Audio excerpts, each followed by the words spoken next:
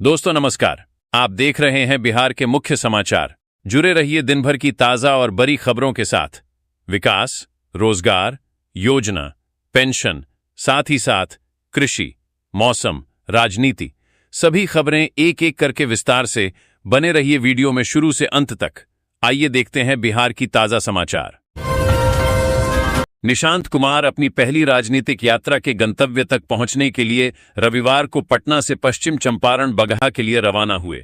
हालांकि उनकी आधिकारिक सद्भावना यात्रा बगहा पहुंचने के बाद शुरू होगी, लेकिन पटना से शुरू हुई उनकी गंतव्य यात्रा को ही इतना चमकदार और जोशीला बना दिया गया कि लोग इसे सद्भावना यात्रा की शुरुआत मान बैठे। वैसे निशांत कुमार ने पटना में कहा कि यह उनकी पहली राजनीतिक यात्रा है, लेकिन जदयू ने निशांत की ब्रांडिंग के लिए इस पूरे आयोजन को मेगा इवेंट में बदल दिया। निशांत कुमार का अर्थ ऐसे निकला जैसे किसी चक्रवर्ती राजा का घोड़ा अश्वमेघ के लिए निकला हो। हाजीपुर में बुलडोजर से फूल बरसाए गए, जैसे कोई राजकुमार राज्यारोहण के लिए जा रहा हो। हर तरफ हर्ष और उल्लास दिखा है। निशांत के समर्थन में नारे गूंज रहे हैं। ये बिहार के नए राजा के आगमन का जय घोष है। बिहार के मुख्यमंत्री सम्राट चौधरी दिल्ली के दौरे पर हैं, जहां उन्होंने कई केंद्रीय मंत्रियों और नेताओं से मुलाकात की। उन्होंने खुद इसकी जानकारी दी। सीएम सम्राट चौधरी ने सोशल मीडिया प्लेटफॉर्म एक्स पर पोस्ट कर कहा कि देश के गृह एवं सहकारिता मंत्री अमित शाह से मुलाकात कर सुरक्षा, सुशासन एवं बिहार के समग्र विकास से जुड़े विभिन्न विषयों पर मार्गदर्शन प्राप्त किया। उन्होंने अपने दूसरे पोस्ट में लिखा कि केंद्रीय वित्त मंत्री निर्मला सीतारमण से शिष्टाचार मुलाकात कर बिहार के आर्थिक विकास, समग्र उन्नयन और प्रगति के विभिन्न आयामों पर विस्तृत एवं सार्थक चर्चा हुई। इससे पहले मुख्यमंत्री ने भाजपा के राष्ट्रीय महासचिव और बिहार प्रभारी, साथ ही राज्यसभा सदस्य विनोद तावड़े से शिष्टाचार भेंट की। साथ ही उन्होंने नई दिल्ली में रविवार को बिहार एनडीए के नेताओं में शामिल जीतन राम मांझी, ललन सिंह और नित्यानंद राय से मुलाकात की। बिहार की सरजमी पर एक बार फिर इश्क और रस्म की आड़ में ऐसा खेल खेला गया कि पूरा इलाका ठहाके, नहीं ताने और तकरार की आग में झुलस उठा। मुजफ्फरपुर के सकरा क्षेत्र के बरिया रपुर थाना इलाके के एक गांव में हुई इस शादी ने वैवाहिक बंधन को कम और एक क्रिमिनल ड्रामा को ज्यादा यादगार बना दिया। मामला यूं है कि मनियारी थाना क्षेत्र से शुक्रवार की रात बारात बड़े ही शान और शौकत और ढोल नगाड़ों के साथ आई थी। वैवाहिक रस्में, खाने पीने का दौर और सजावट देखकर लग रहा था कि सब कुछ रिश्तों की मिठास में डूबा है, मगर सुबह होते होते यही मंडप संदेह की सियासत बन गया। बिहार की राजधानी पटना में स्थित पीडब्ल्यू विद्यापीठ बोरिंग रोड ब्रांच पर एक मां ने अपने बेटे के IIT JEE कोचिंग एडमिशन को लेकर जोरदार लीगल नोटिस भेजा है। पटना हाईकोर्ट के वकील विभूति नारायण ने अपनी मुवक्किल प्रतिभा कुमारी की ओर से CEO अलक पांडेय और सेंटर मैनेजर प्रकाश को नोटिस जारी किया है। नोटिस के अनुसार प्रतिभा कुमारी के बेटे तरुण कुमार 11वीं कक्षा ने 14 अप्रैल 2026 को ऑनलाइन स्कॉलरशिप टेस्ट के आधार पर पीडब्ल्यू विद्यापीठ के मॉर्निंग बैच में IIITE की तैयारी के लिए दाखिला लिया। एडमिशन के समय पहली किस्त के रूप में 57,217 रुपये UPI से जमा किए गए। संस्थान के अधिकारी ने बताया था कि क्लास 27 अप्रैल 2026 से शुरू होगी। इस बीच छात्र अस्थायी रूप से संस्थान आकर लाइब्रेरी, अन्य बैच और डाउट क्लियरिंग का फायदा ले सकता है। तरुण कुमार ने 2-4 दिन संस्थान जाकर देखा तो माहौल बेहद खराब पाया। शिक्षा के द्वारा अक्सर कागजों पर कदाचार मुक्त परीक्षा तमगा पहनाकर ढका जाता है, लेकिन वीर कुंवर सिंह विश्वविद्यालय के UG सेमेस्टर 4 की परीक्षा में जो नजारा सामने आया उसने पूरे सिस्टम की पोल खोल कर रख दी है। आरा शहर के विभिन्न परीक्षा केंद्रों पर हजारों परीक्षार्थी परीक्षा दे रहे हैं। विश्वविद्यालय प्रशासन की तरफ से बड़े बड़े दावे किए जाते हैं कि परीक्षा पूरी तरह शांतिपूर्ण और नकल मुक्त माहौल में हो रही है, मगर हकीकत इन दावों को मुंह चिढ़ाती नजर आ रही है। जहां परीक्षा कक्ष में ज्ञान नहीं बल्कि मोबाइल और गैस पेपर का राज चलता दिखा। जो छात्र देश का भविष्य गढ़ने के लिए परीक्षा दे रहे हैं, वही छात्र डिजिटल शॉर्टकट अपनाकर सिस्टम को ही परीक्षा दे रहे हैं। कहीं मोबाइल से उत्तर खोजे जा रहे हैं तो कहीं गैस पेपर को छुपाकर ज्ञान का जुगाड़ किया जा रहा है। ऐसा लगता है मानो परीक्षा नहीं बल्कि खुलेआम नकल महोत्सव चल रहा हो। बीपीएससी की तरफ से आयोजित सहायक शिक्षा विकास पदाधिकारी परीक्षा को लेकर बड़ा विवाद सामने आया है। इस मामले में बिहार पुलिस और जांच एजेंसियों को एक बड़े गिरोह के शामिल होने की आशंका है। पुलिस सूत्रों के अनुसार नालंदा के सोहसराय और पटना में छापेमारी के दौरान जो आंसर की बरामद की गई वो सही पाई गई है। शुरुआती जांच में यह भी सामने आया है कि ये आंसर की परीक्षा शुरू होने से पहले ही तैयार कर ली गई थी। अब जांच एजेंसियां ये पता लगाने में जुटी हैं कि प्रश्न पत्र कब और कैसे लीक हुआ और किन लोगों तक पहुंचा। इस मामले में अब तक 3 दर्जन से ज्यादा लोगों से पूछताछ की जा चुकी है। इनमें परीक्षा में लगे कर्मचारी, बायोमेट्रिक ऑपरेटर, अभ्यर्थी और अन्य लोग शामिल हैं। मुंगेर से गिरफ्तार 22 आरोपियों से देर रात तक पूछताछ की गई, जिसमें कई अहम जानकारियां सामने आईं। इन्हीं तथ्यों के आधार पर बीपीएससी ने परीक्षा रद्द करने का फैसला लिया। हालांकि आर्थिक अपराध इकाई ईओयू के अधिकारी इस मामले पर खुलकर कुछ कहने से बच रहे हैं। राज्य सरकार के निर्देश पर 18 अप्रैल को ईओयू ने जांच अपने हाथ में ली थी और 13 दिन के भीतर ही परीक्षा रद्द कर दी गई। बिहार के प्रशासनिक तंत्र में उस वक्त भूचाल आ गया जब शिवहर के उप विकास आयुक्त सह जिला परिषद के मुख्य कार्यपालक पदाधिकारी ब्रिजेश कुमार को आय से अधिक संपत्ति के गंभीर आरोपों में सरकार ने तत्काल प्रभाव से निलंबित कर दिया। यह कार्रवाई राज्य सरकार की भ्रष्टाचार के खिलाफ जीरो टॉलरेंस नीति के तहत एक बड़ा संदेश मानी जा रही है। सरकारी आदेश के बाद जिला प्रशासन ने तुरंत कार्रवाई करते हुए एडीएम सह डीएसओ मेधावी को डीडीसी का अतिरिक्त प्रभार सौंप दिया है। शनिवार शाम उन्होंने औपचारिक रूप से पदभार ग्रहण कर लिया, जिसकी पुष्टि जिलाधिकारी प्रतिभा रानी ने भी की है। छापेमारी के दौरान टीम को चौंकाने वाले दस्तावेज मिले, जिनमें लगभग 2.26 करोड़ रुपए की अतिरिक्त संपत्ति के कागजात शामिल थे, जो कथित तौर पर उनकी पत्नी के नाम पर अर्जित की गई थी। इसके अलावा नकदी, आभूषण, बैंक पासबुक और निवेश से जुड़े अहम दस्तावेज भी बरामद हुए थे। चेन्नई इंटरनेशनल एयरपोर्ट पर रविवार सुबह एक चौंकाने वाली घटना सामने आई, जब शारजाह से आई एयर अरेबिया की फ्लाइट में सफर कर रहा एक यात्री अचानक इमरजेंसी एग्जिट खोलकर विमान से नीचे कूद गया। ये घटना उस समय हुई जब विमान लैंडिंग के बाद रनवे से हट चुका था और टैक्सीवे पर धीरे धीरे आगे बढ़ रहा था। जैसे ही यह हुआ, विमान में बैठे अन्य यात्रियों में घबराहट फैल गई। एयरपोर्ट अधिकारियों ने बताया कि यह घटना लैंडिंग के तुरंत बाद की है। उस समय विमान पूरी तरह रुका नहीं था, बल्कि धीरे धीरे आगे बढ़ रहा था। हालांकि राहत की बात यह रही कि इस घटना में किसी भी यात्री को चोट नहीं आई और विमान को भी कोई नुकसान नहीं पहुंचा। अधिकारियों ने यह भी साफ किया कि यह घटना मेन रनवे पर नहीं हुई थी, जिससे बड़ा हादसा टल गया।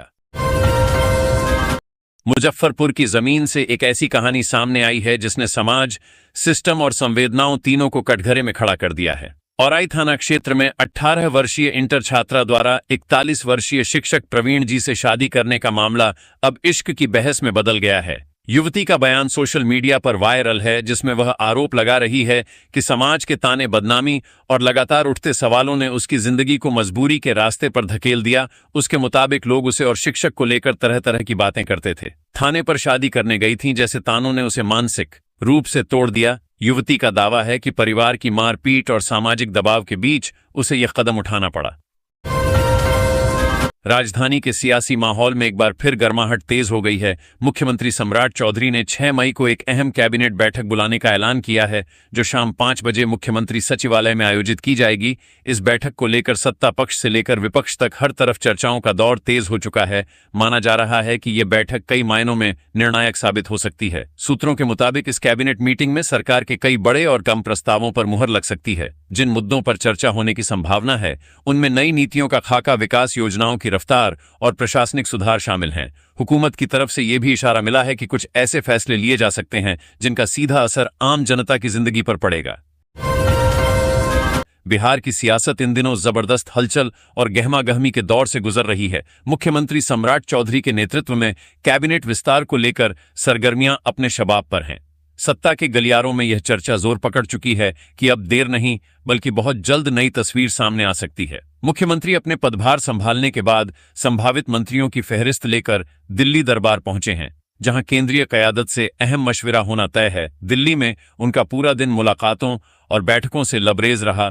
सुबह 10:15 बजे रक्षा मंत्री राजनाथ सिंह से उनकी अहम मुलाकात हुई, जिसमें सुरक्षा से लेकर राज्य के विकास तक कई मुद्दों पर गुफ्तगू हुई।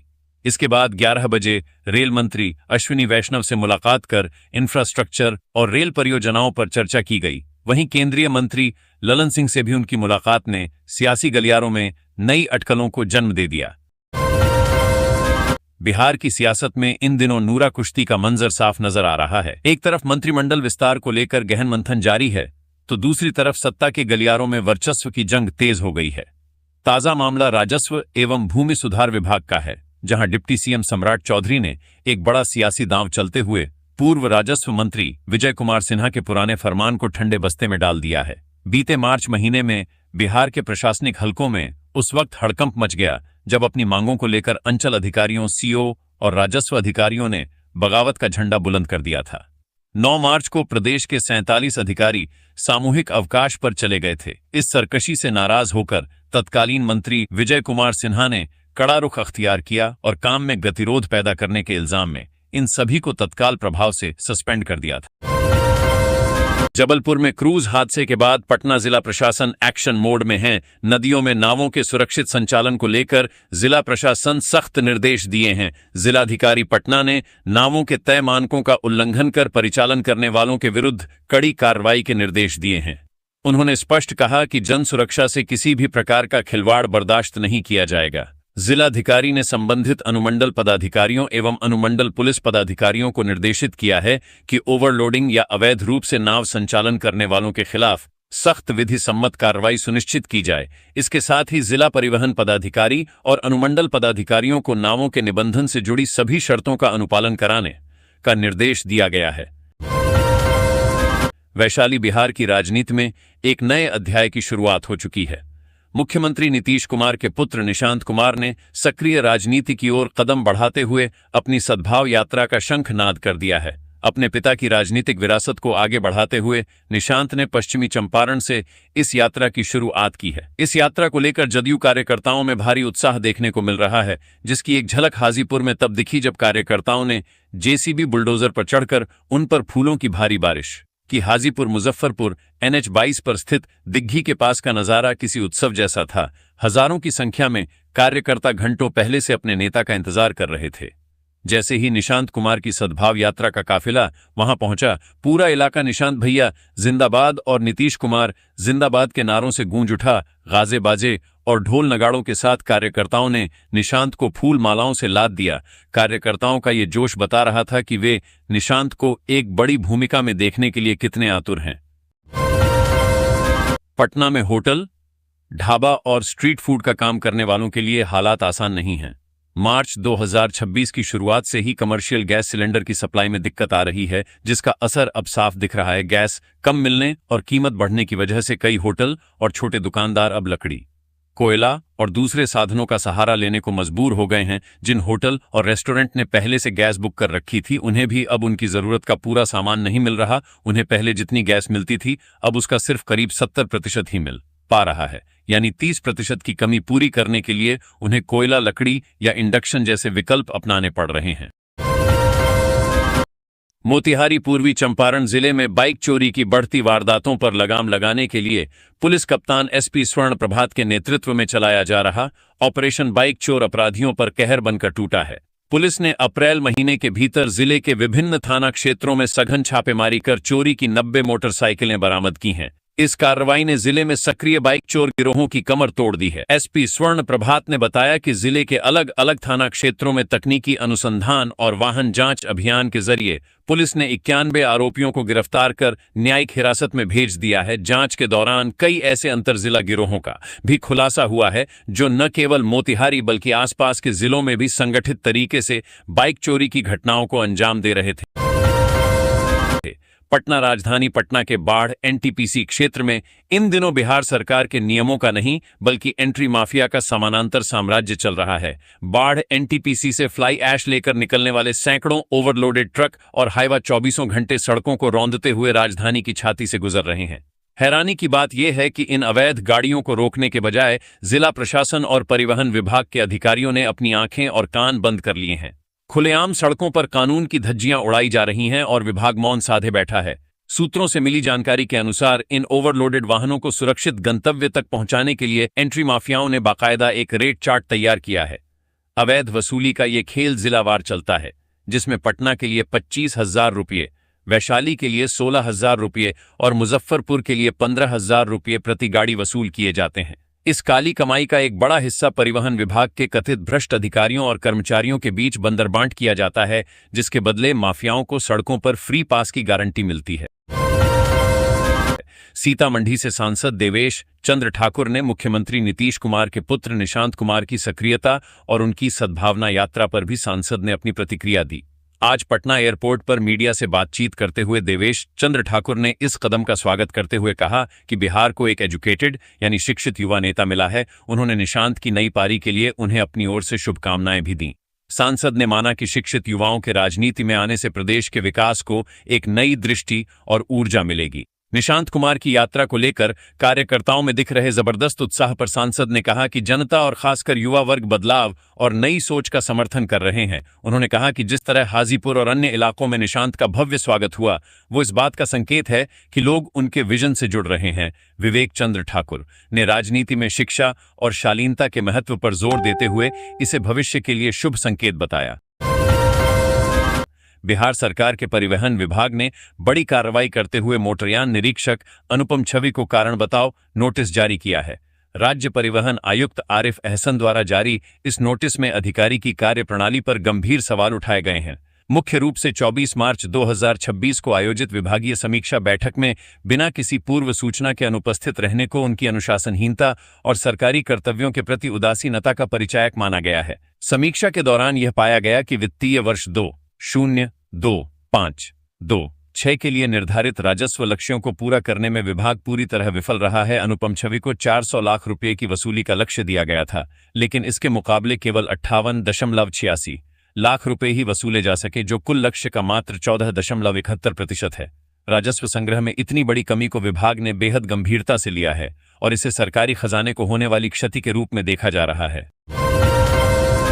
स्वास्थ्य के प्रति जागरूकता फैलाने के उद्देश्य से पारस हेल्थ पटना द्वारा आयोजित let's walk for knee walkathon का सफल आयोजन रविवार सुबह किया गया। सुबह 6 बजे पारस हेल्थ परिसर से शुरू हुई यह वॉकाथॉन IGIMS तक आयोजित की गई, जिसमें 3000 से ज्यादा की संख्या में शहरवासियों, युवाओं, वरिष्ठ नागरिकों, NCC, SSB के जवान, स्वास्थ्य कर्मियों और 300 से ज्यादा ऐसे लोगों ने भाग लिया जो कभी चलने फिरने में लाचार घुटना के दर्द से जूझ रहे थे और जिनका घुटना प्रत्यारोपण हुआ था, अब पूरी तरह स्वस्थ जीवन का आनंद ले रहे हैं और दौड़ लगाकर यह संदेश दिया कि सही इलाज और समय पर घुटना प्रत्यारोपण से जीवन पूरी तरह बदला जा सकता है।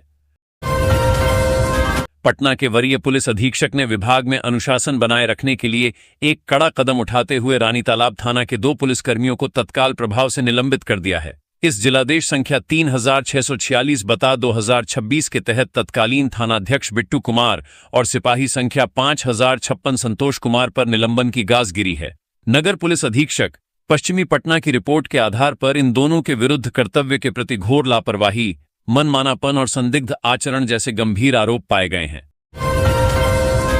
पटना बिहार के मुख्यमंत्री नीतीश कुमार के पुत्र निशांत कुमार की चंपारण से शुरू हुई राजनीतिक यात्रा पर सियासी बयानबाजी तेज हो गई है। बिहार कांग्रेस के मीडिया विभाग के चेयरमैन और मुख्य प्रवक्ता राजेश राठौड़ ने इस यात्रा को लेकर नीतीश कुमार पर तीखा प्रहार किया है। राठौड़ ने कहा कि यह यात्रा दरअसल जदयू को बचाने का नीतीश कुमार का अंतिम और हताश प्रयास है। उन्होंने आरोप लगाया कि जो नीतीश कुमार जीवन भर वंशवाद के खिलाफ राजनीति करने का दावा करते रहे, आज वही अपनी विरासत बचाने के लिए परिवारवाद का सहारा ले रहे हैं।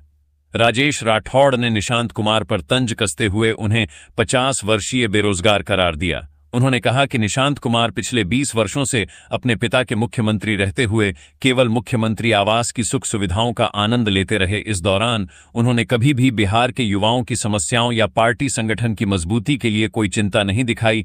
अब जब भाजपा जदयू को निगलने का प्रयास कर रही है, तब नीतीश कुमार ने अपनी राजनीतिक जमीन बचाने के लिए मजबूरी में अपने पुत्र को चुनावी मैदान और सड़कों पर उतारा है। राजेश राठौड़ ने निशांत कुमार पर तंज कसते हुए उन्हें 50 वर्षीय बेरोजगार करार दिया। उन्होंने कहा कि निशांत कुमार पिछले 20 वर्षों से अपने पिता के मुख्यमंत्री रहते हुए केवल मुख्यमंत्री आवास की सुख सुविधाओं का आनंद लेते रहे। इस दौरान उन्होंने कभी भी बिहार के युवाओं की समस्याओं या पार्टी संगठन की मजबूती के लिए कोई चिंता नहीं दिखाई। अब जब भाजपा जदयू को निगलने का प्रयास कर रही है, तब नीतीश कुमार ने अपनी राजनीतिक जमीन पी के लिए मजबूरी में अपने पुत्र को चुनावी मैदान और सड़कों पर उतारा है। सीतामढ़ी जिला प्रशासन और नगर निगम के संयुक्त तत्वावधान में आयोजित विशेष श्रमदान कार्यक्रम के तहत लखनदेई नदी की सफाई का व्यापक अभियान चलाया गया। इस अभियान की कमान स्वयं जिलाधिकारी रिची पांडेय ने संभाली। डीएम ने खुद नदी तट पर उतरकर कचरा साफ किया और श्रमदान कर समाज को स्वच्छता का संदेश दिया। इस पहल में जिले के वरीय अधिकारियों, नगर निगम कर्मियों और स्थानीय नागरिकों ने बड़े पैमाने पर हिस्सा लिया, जिससे नदी की सफाई का यह कार्य एक उत्सव में बदल गया। अभियान के दौरान जिलाधिकारी ने नगर आयुक्त गजेंद्र प्रसाद सिंह को कड़े निर्देश दिए कि सार्वजनिक स्थानों पर गंदगी फैलाने वालों के विरुद्ध किसी भी तरह की नरमी न बरती जाए और उन पर तत्काल आर्थिक दंड लगाया जाए। डीएम ने शहर की स्वच्छता सुनिश्चित करने के लिए सीसीटीवी कैमरों के माध्यम से निगरानी करने और नियम तोड़ने वालों पर त्वरित कार्रवाई करने को कहा। इसके साथ ही पूरे शहर में पॉलीथीन के उपयोग पर पूर्ण प्रतिबंध लागू करने के लिए विशेष अभियान चलाने का भी आदेश दिया गया। बिहार में मुख्यमंत्री सम्राट चौधरी बीती रात दिल्ली पहुंचे, जहां वे आज सुबह 10:15 बजे रक्षा मंत्री राजनाथ सिंह से मुलाकात करेंगे। इसके बाद केंद्रीय गृह मंत्री अमित शाह और स्वास्थ्य मंत्री जेपी नड्डा से भी मुलाकात करेंगे। इस मीटिंग में बिहार मंत्रिमंडल विस्तार की चर्चा हो सकती है। साथ ही बंगाल चुनाव के नतीजों के बाद प्रदेश में मंत्रिमंडल विस्तार लगभग तय माना जा रहा है। निशांत कुमार रविवार से सद्भाव यात्रा की शुरुआत करने जा रहे हैं, जिसकी शुरुआत पश्चिम चंपारण के वाल्मीकि नगर से होगी।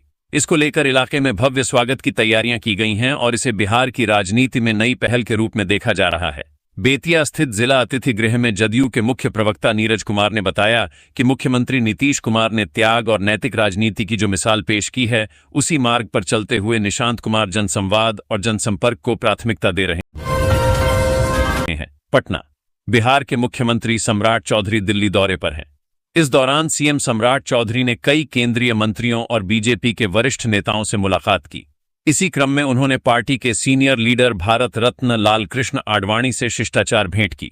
आडवाणी के आवास पर पहुंचे सम्राट चौधरी ने फूलों का गुलदस्ता देकर उनका हालचाल पूछा। ये मुलाकात करीब 5 से 10 मिनट तक चली। इस दौरान आडवाणी से सम्राट चौधरी ने आशीर्वाद भी लिया। आडवाणी से मुलाकात की जानकारी सीए सम्राट चौधरी ने अपने सोशल मीडिया प्लेटफॉर्म एक्स के जरिए दी। उन्होंने कहा कि उन्हें संगठन और विचारधारा के स्तंभ भारत रत्न आडवाणी से मिलने का सौभाग्य मिला। उन्होंने आडवाणी के स्वास्थ्य की जानकारी ली और उनके दीर्घायु व स्वस्थ जीवन की कामना की। सीएम ने कहा कि आडवाणी का मार्गदर्शन और आशीर्वाद सभी के लिए प्रेरणा का स्रोत। मंत्रिमंडल में अपनी जगह देख रहे नेताओं के लिए इंतजार थोड़ा और लंबा हो सकता है। आगामी 6 मई को मंत्रिमंडल विस्तार नहीं होगा। उस दिन मुख्यमंत्री सम्राट चौधरी ने कैबिनेट की बैठक बुलाई है, जिसमें बड़े फैसलों पर मुहर लग सकती है। उसके एक दिन पहले यानी 5 मई को सम्राट चौधरी बीजेपी के एक प्रशिक्षण कार्यक्रम के उद्घाटन के लिए मुंगेर में होंगे। इसके अलावा वो अभी मंत्रिमंडल विस्तार के मसले को लेकर ही दिल्ली में बैठे हुए हैं। उन्होंने वहां कई नेताओं से मुलाकात की है, जिसमें केंद्रीय मंत्री जीतन राम मांझी, केंद्रीय मंत्री राजनाथ सिंह और केंद्रीय मंत्री ललन सिंह शामिल हैं। सम्राट चौधरी केंद्रीय गृह मंत्री अमित शाह से मुलाकात करेंगे। चर्चा है कि मंत्रिमंडल विस्तार से पहले उन सभी चेहरों पर फाइनल मुहर लग जाएगी जो मंत्री बनने वाले हैं। अलग झारखंड राज्य की मांग पहली बार आजादी के पहले वर्ष 1912 में शुरू हुई थी। बिहार, पश्चिम बंगाल, ओडिशा और मध्य प्रदेश के आदिवासी बहुल और खनिज संपदा से परिपूर्ण इलाकों को मिलाकर वृहद झारखंड की परिकल्पना की गई थी। करीब 88 सालों तक इस मांग की अनदेखी की गई। वर्ष 2000 के बिहार विधानसभा चुनाव में लालू प्रसाद यादव की पार्टी आरजेडी को स्पष्ट बहुमत नहीं मिला, जिसके कारण नीतीश कुमार ने भाजपा के समर्थन से बिहार में सरकार बनाने का दावा पेश किया। 1 मार्च 2000 को नीतीश कुमार ने मुख्यमंत्री पद की शपथ ली, लेकिन बहुमत नहीं रहने के कारण 7 दिन में उन्हें इस्तीफा दे देना पड़ा। इसी दौरान कांग्रेस ने लालू प्रसाद को समर्थन देने के लिए 2 शर्तें रखीं, जिसमें झारखंड बिल बिहार पुनर्गठन अधिनियम को विधानसभा से पारित कराने और स्पीकर पद के साथ मंत्री पद देने की मांग शामिल थी। राजधानी पटना के नदी थाना क्षेत्र अंतर्गत बंका घाट रोड स्थित एक केमिकल गोदाम में भीषण आग लगने से पूरे इलाके में अफरा तफरी मच गई। आग इतनी भयानक थी कि इसकी लपटें दूर दूर तक देखी गईं, जिससे स्थानीय घनी आबादी वाले क्षेत्र में हड़कंप मच गया। घटना की जानकारी मिलते ही अग्निशमन विभाग की कई यूनिट दमकल की गाड़ियां तुरंत मौके पर रवाना कर दी गईं। जिस केमिकल गोदाम में आग लगी, उसके ठीक बगल में एक कमेटी हॉल स्थित था, जहां आज शादी का जश्न मनाया जाना था। अगलगी के समय वहां भारी भीड़ इकट्ठा थी, लेकिन जैसे ही आग की लपटें दिखाई दीं, लोग अपनी जान बचाने के लिए हॉल खाली कर भागने लगे। राहत की बात यह रही कि कमेटी हॉल आग की चपेट में आने से बाल बाल बच गया, जिससे एक बड़ा हादसा टल गया। आरा शहर के कतिरा मोड़ पर स्थित new trends makeup and salon में आयोजित 10 दिन का फ्री मेकअप ट्रेनिंग कैंप अब सफलतापूर्वक पूरा हो गया है। इस कैंप में शहर की कई लड़कियों ने हिस्सा लिया और मेकअप से जुड़ी नई नई चीजें सीखीं। इस ट्रेनिंग का मकसद लड़कियों को हुनर सिखाकर उन्हें आगे बढ़ने का मौका देना था। इस पूरे कैंप को मेकअप आर्टिस्ट खुशबू कुमारी ने आयोजित किया था। उन्होंने छात्राओं को बिल्कुल शुरुआत से लेकर एडवांस लेवल तक मेकअप करना सिखाया। उन्होंने बताया कि आजकल मेकअप का चलन बहुत तेजी से बढ़ रहा है। ऐसे में अगर लड़कियों को सही ट्रेनिंग मिले तो वे इसे अपने करियर के रूप में भी अपना सकती हैं। मुंगेर में पुलिस विभाग में सख्ती दिखाते हुए एसपी सैयद इमरान मसूद ने भ्रष्टाचार और लापरवाही के मामलों में 2 पुलिसकर्मियों को निलंबित कर दिया है। इस कार्रवाई के बाद विभाग में हलचल तेज हो गई है। कासिम बाजार थाना में तैनात एएसआई अनिकेत कुमार झा पर आरोप था कि वह पुराने आरोपियों के संपर्क में रहते थे और थाना परिसर में गलत तरीके से बैठकी करते थे। इस मामले की जांच कराई गई, जिसमें आरोप सही पाए गए। इसके बाद उन्हें तुरंत प्रभाव से सस्पेंड कर दिया गया। दूसरी ओर मुफस्सिल थाना में तैनात पीटीसी अभिषेक कुमार पर चरित्र सत्यापन के नाम पर रिश्वत मांगने का आरोप लगा था। शिकायत में यह भी कहा गया कि अगर कोई पैसे नहीं देता था तो उसका काम जानबूझकर रोक दिया जाता था। जांच के बाद ये आरोप भी सही पाए गए और उन्हें भी निलंबित कर दिया गया। एसपी सैयद इमरान मसूद ने साफ कहा कि विभाग में किसी भी तरह का भ्रष्टाचार या गड़बड़ी बर्दाश्त नहीं की जाएगी। जो भी कर्मचारी ईमानदारी से काम नहीं करेगा उसके खिलाफ सख्त कार्रवाई की जाएगी। इस कार्रवाई के बाद पुलिस विभाग के अंदर साफ संदेश गया है कि लापरवाही या गलत काम करने वालों पर सीधे कदम उठाए जाएंगे। सोमवार 4 मई को देश के 4 राज्यों और एक केंद्र शासित प्रदेश में हुए विधानसभा चुनाव के नतीजे आएंगे। इनमें असम, पश्चिम बंगाल, तमिलनाडु, पुडुचेरी और तमिलनाडु शामिल हैं। सुबह 8 बजे से मतगणना शुरू हो जाएगी। उसके बाद रुझान सामने आने लगेंगे। बंगाल में मुख्य चुनाव अधिकारी मनोज अग्रवाल ने कहा है कि मतगणना में हिंसा नहीं होनी चाहिए। इसीलिए सुरक्षा व्यवस्था को पुख्ता करने के लिए सभी आवश्यक कदम उठाए गए हैं और जनता से शांति बनाए रखने की अपील भी की गई है। चुनाव आयोग ने पश्चिम बंगाल में टीएमसी प्रमुख ममता बनर्जी, असम में बीजेपी के हिमंता बिस्वा शर्मा, तमिलनाडु में एमके स्टालिन, केरल में लेफ्ट के पिनराई विजयन और पुडुचेरी में एन रंगास्वामी की राजनीतिक भविष्य दांव पर है।